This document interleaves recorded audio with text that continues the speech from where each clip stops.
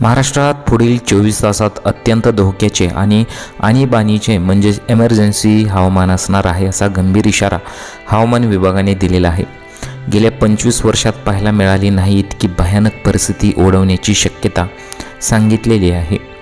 या संकटाचे मुख्य कारण म्हणजे अरबी समुद्र आणि बंगालचा उपसागर या दोन्ही बाजूंनी एकाच वेळी सक्रिय झालेले कमी दाबाचे पट्टे आहेत. पावसाच्या तीव्रतेचे 3 टप्प्यात विभाजन केले आहे. पहिला टप्पा संध्याकाळी 6 ते 8च्या दरम्यान सुरू होईल. दुसरा टप्पा रात्री 9 ते 11 पर्यंत असेल, तर तिसरा टप्पा सर्वात धोका टप्पा मध्यरात्री 12 ते 4 वाजेपर्यंत असेल. या तिसऱ्या टप्प्यात राज्याच्या अनेक भागात गारांचा पाऊस आणि विजांचा कडकडाट प्रचंड होण्याची शक्यता आहे. राज्यातील एकूण 20 जिल्ह्यांमध्ये हाय अलर्ट देण्यात आलेला आहे. यात प्रामुख्याने मराठवाडा, विदर्भ, मध्य महाराष्ट्र.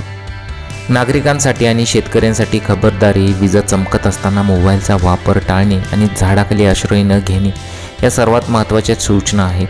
शेतकऱ्यांनी आपले कापणीला आलेले पीक किंवा साठवून ठेवलेला माल त्वरित सुरक्षित ठिकाणी हलवावा असा सल्ला देण्यात आलेला आहे. हे संकट केवळ पावसाचे नसून सोसाट्याचा वारा आणि 5 किलोपर्यंतच्या गारा पडण्याची भीती व्यक्त करण्यात आलेली आहे.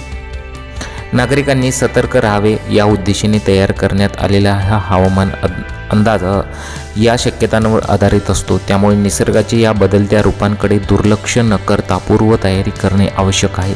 सावधगिरी हाच बचाव हा मंत्र पाळून आपण होणारे मोठे नुकसान टाळू शकतो. शेवटी नागरिकांनी एकमेकांना मदत करावी आणि ही माहिती जास्तीत जास्त लोकांपर्यंत पोहोचवावी असं आवाहन करण्यात आलेलं आहे.